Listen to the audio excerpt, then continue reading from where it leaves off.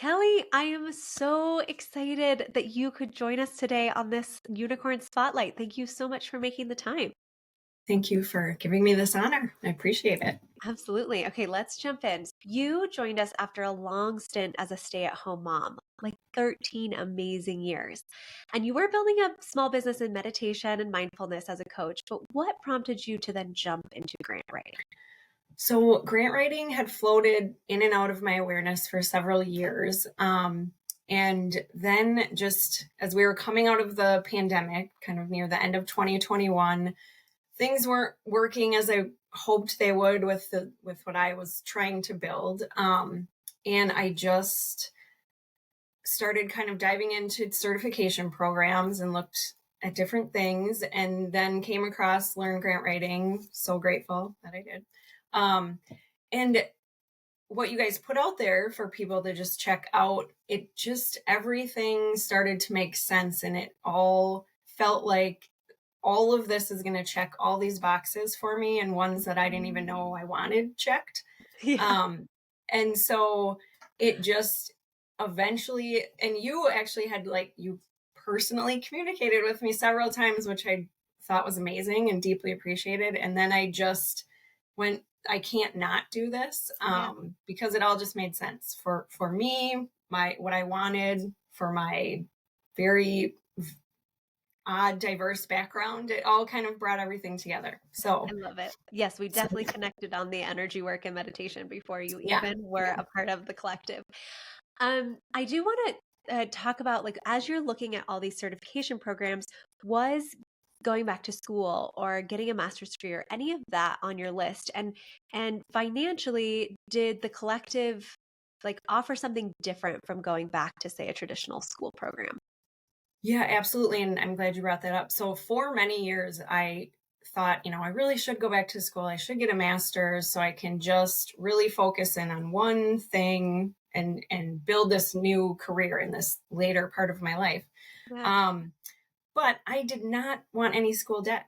And it was really very serendipitous when at some point, whether it was, I think just when I was looking at the Learn Grant Writing website, I remember Meredith specifically saying, "And you won't acquire any debt." And I was Yeah. like, yes, that's that's a huge draw for me. It was, you know, I would love to get a master's, but absolutely do not want to end up, in much deeper debt than I don't get to go do the things I'm hoping to go do. So, Yeah, absolutely. Well, yeah.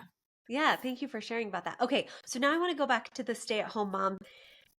It is so hard to return to work as society defines it because definitely you were working in those 13 years as a stay-at-home mom.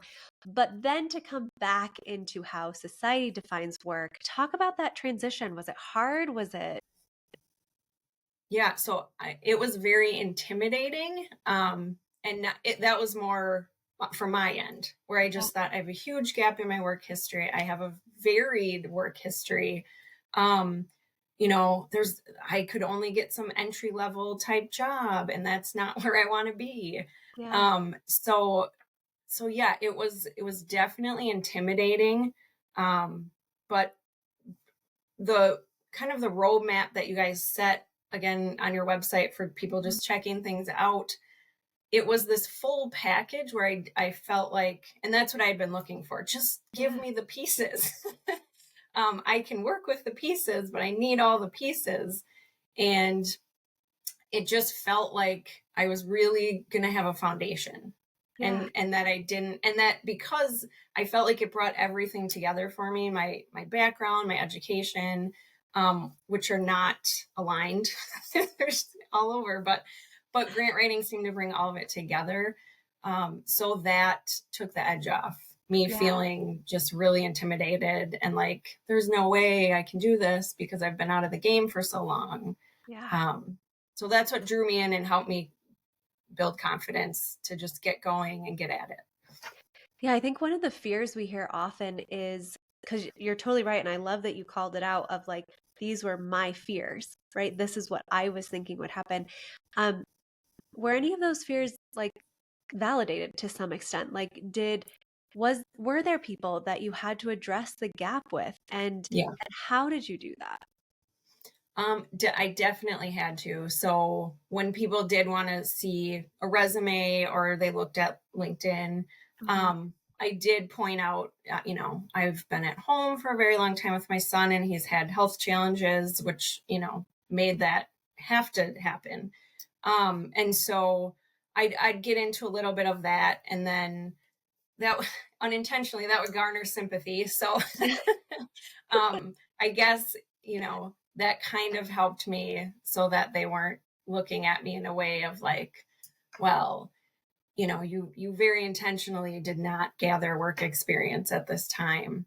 But I also just, as I've grown as a person, Yeah. knew that I didn't want to let that attitude get to me too Mm. much because it's not, that I think they're more projecting onto me than it is about me. So, Yes. um, so I had to kind of try to balance those things out. But yeah, it was definitely there. There was definitely explaining that had to happen. Yeah. So Yeah, I think it just frustrates me to no end. Um, and it's a good sign that I'm guessing that those didn't end up always being your clients, and the clients that you did end up working for understand that from a more human level. yeah, Um, yeah. Okay. Well, thank you so much for sharing that. And it's vulnerable and it's really real. And I wanted to call it out because this is the yeah, society that we're living in, and we can get past it, right? There you've had incredible success despite a giant gap. And yet our society still asks about that gap, which I just want to draw attention to. So, thinking back to when you first joined, what did success look like for you? so initially, as I was getting into the training and starting informational interviews, initially I would start looking for jobs to see what was out there. So initially I thought, oh, if I could just land a job at one of these small nonprofits, and it will definitely be entry level because I don't have the experience. So that was my initial thought, was like, well, if someone just gives me a shot and lets me in at entry level, this will be great. And then I can move up from there. So Awesome. that's where And I so how started. did that change? Is any of that true today or what shifted? All of that changed. Okay. Um, so just of course, the ongoing support from Learn Grant Writing and all the coaching calls and all the people in the collective. Um, I kept getting fed like, no, these are the rates that you can charge and it's acceptable and you have what it takes, and what they need. So all of that is okay. Yeah. And it just, yeah, all of it changed because then as I got out there and started talking to these organizations, I realized the training that I was getting Yeah. was incredibly valuable, especially the research piece. No one was doing that or knew how to do that. And Yeah. they were mystified that I had these capabilities. Um, and just the training itself, like I just realized that the very high quality training I was getting as I started talking to people, because they weren't doing those things. They weren't approaching grants in the way that we were taught to approach grants. So I realized it was a very niche skill set that's extremely necessary out in the Awesome. world, in the Yeah. nonprofit world. Yeah. I love that. So what do you feel most proud of on this journey? Since your definition of success has shifted so much. Yeah, what kind of was the pinnacle for you so far? Um, I would just say, so just getting to write, I think I'm at around 20 grants at this point that I've written, along with LOIs and other things like that. Um, I think I would say the pinnacle for me, at this moment is a instance where, one of the places I was asked to write a grant for, it was a national organization. They wanted to go for an extremely highly competitive grant, Yeah. and really they had no intention of, or they had no expectation of winning this grant. They just wanted, new material for future grants. Okay. And so I tried to gather information in a Zoom info session, and that was unfruitful. And the only thing I was given was a 5-year-old grant. But what this organization was doing nationwide was Yeah. really important and incredible to me. And so I just dug in and got creative, I guess you would say. Yeah. Wrote the grant and ended up getting to the second round, so beating out thousands of people or Wow. other organizations. And so Yeah. at this moment in time, just being a newbie grant writer, that was a huge deal for me because I thought Huge. I kind of started from nothing. Yeah. And this was a very highly competitive grant, and no one in this organization had any expectation of it going anywhere, but it did, and they may end up winning one of the big awards. So, yeah, I mean, that that was a big boost for me to Yeah. say, like, oh, okay, I think I have the chops to do this. Yes, So, absolutely. yeah, Yeah, it's so nice when the external rewards what we've been feeling internally. And you yeah. have done a lot of work on that. Um, what has been the most challenging part of your journey? I think the most challenging was finishing the training and starting the informational interviews. My journey was much longer than the 90 days. um, and it was just encountering a lot of people at organizations that I would have loved to work with, but they Yeah. had a scarcity mindset and also just not I was off because I was new at this and I was Yeah. open about that. Uh, I was getting a lot at this time. I was getting a lot of, well, you can volunteer for us and you can, or you should go out and ask other places if you can write some grants for them and then get the experience you need. And then you can ask those prices that you're asking for.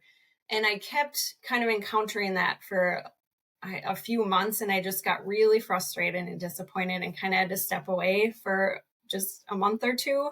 Yeah. Um, and that was the hardest part to hurdle to jump, I think, was to just keep going after that. But in a wonderful way, along the way I had informational interviews with amazing organizations that had grant writers, so I didn't think anything of it, but then those came back around, and now that's who I work for and who I'm working with. So just waiting it out was kind of the key.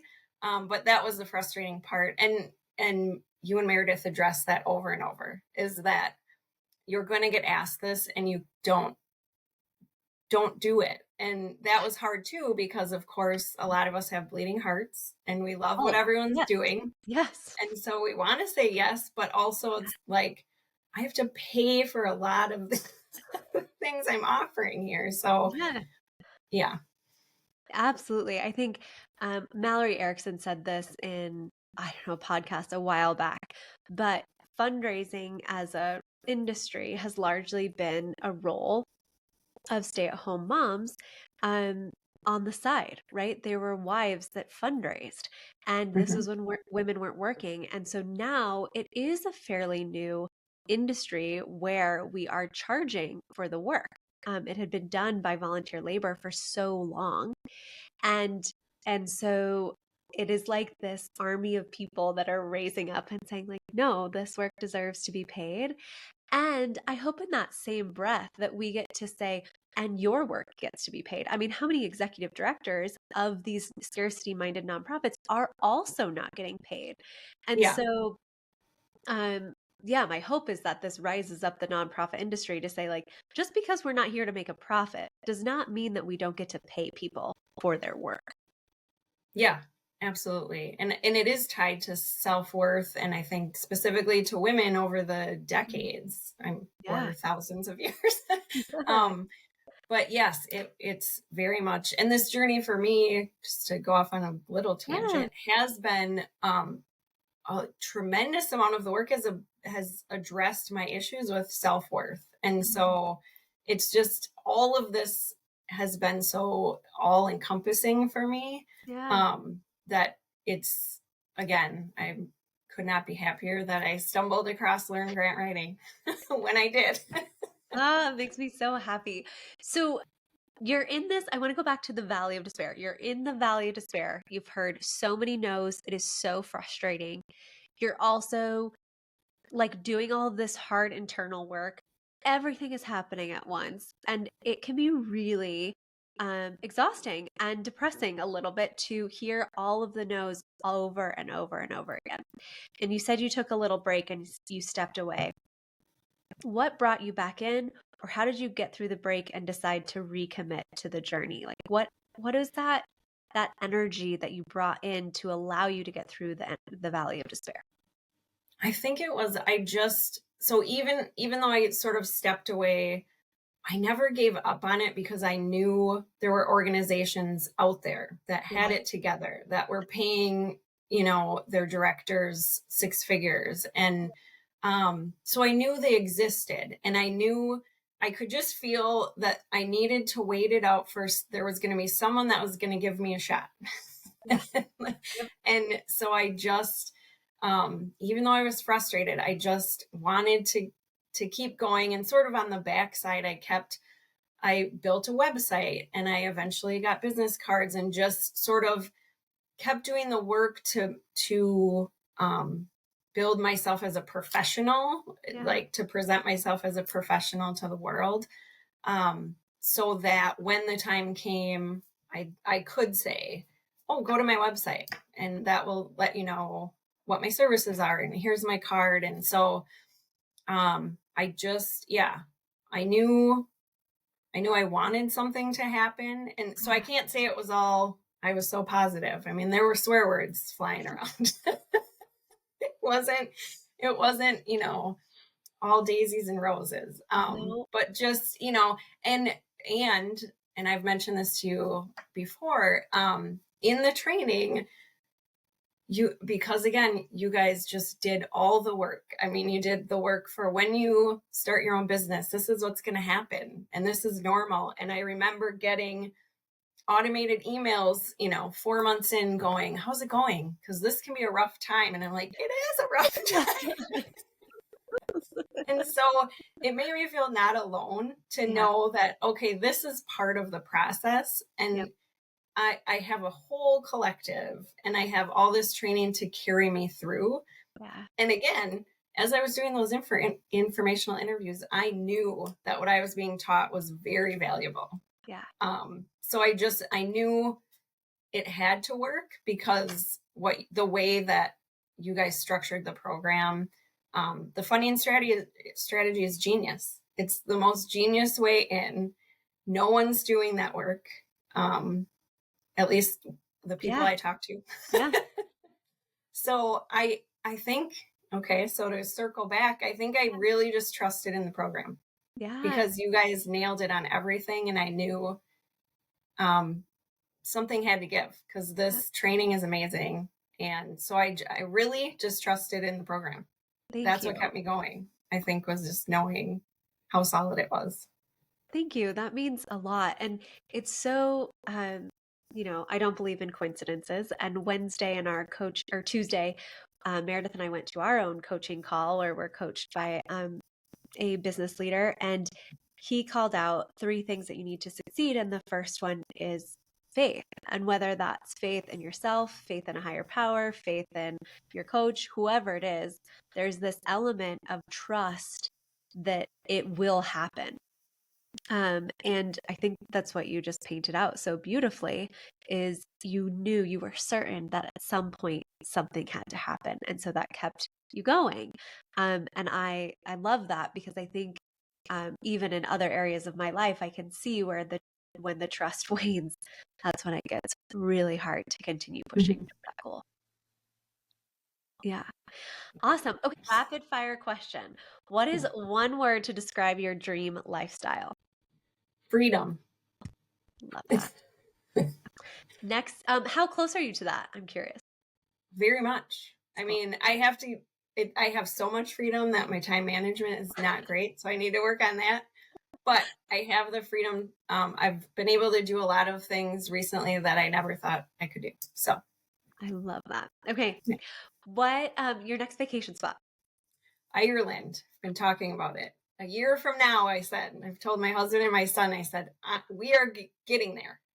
I don't know yet how. I don't know what we're doing, but yes. Ah, yes. Okay. Fiction or nonfiction? Both. I love both. And it's really sort of either depends on the day or what mood I'm in, because I often will read at least 2 books at once. Yep.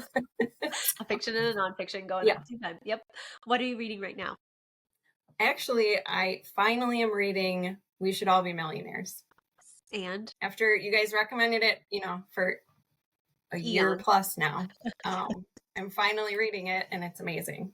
Isn't it? Like, it's the way she Yeah. speaks to you. It's like you're literally having coffee with her and she's peering into your soul. Yes. Yes. And I love everything about her. I'm just like, yeah, I get it, man. Yeah. So, yep. It is definitely required reading for everyone. Yeah. Last TV show you binged? Supernatural.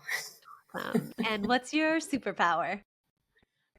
So I had to think about this one. So I'm just going to say resourcefulness, I think, because it encompasses kind of several things, but yeah, I think when it gets down to the nitty gritty, and it has many times in my life, I find a way, or, things outside of me help me find a way. Exactly. Oh, I love it. Yep, I could see that for you. Okay, so last question, and I want to speak really specifically actually to stay-at-home moms, because there are so many of us, and I think it would be really powerful. So what is the number one thing that you did to make the transition as smooth as you did, or something you would have done in hindsight? Yeah, so I definitely have to say, in hindsight, and I'm still tweaking this, but in hindsight, I would have set very specific work hours, and instead of trying to work around the needs of my household, because that gets a little too chaotic, but that's how I was diving in at first, and it doesn't work well. So I would say just set very specific work hours and make sure everyone knows those are your work hours. And I also would have bought the sign I now have on my door that either says, "Welcome, please knock," or "Do not disturb." I love that sooner. Do the other members of your household follow suit if you have your "Do not disturb" sign out? Yeah, now they're good. I mean, before it was just, I need something so I can walk right in. And I'm just like, we can't do this if I'm, in the flow of something. It just doesn't work. So, No, yeah. It does not. No, deep work is a thing. It's actually very difficult. Yes. Oh, I love it. Thank you so much, Kelly. Your insights and your journey is just fabulous. I love the grit that you've displayed. I'm proud of you for doing all of the informational interviews. I know when we've talked before, you actually really enjoyed them. It allowed you to have a framework that actually could reconnect you to people. And so I'm just proud of you for all of it, but for doing the work and not quitting when it was in the valley of despair. Because look at it. Thank you, guys. All these grants would not have been written. Yeah. Well, I mean, I can't thank you all enough. This whole program has changed my life in every way for the better, and it keeps getting better. And I genuinely mean that. So thank you guys for how thoughtful you've been in creating this program. And it's amazing. And anyone thinking about becoming a grant writer, I highly encourage you to check out Learn Grant Writing, because I would say it's the best grant writing program out there. Thank you. That means the world to me. I am definitely a words of affirmation, and I know Meredith will love it too. So thank you so much. We're so grateful to have you as a member of the collective. Thank you, guys. Yeah. Awesome. We'll talk to you soon. All right. Thank you. Bye.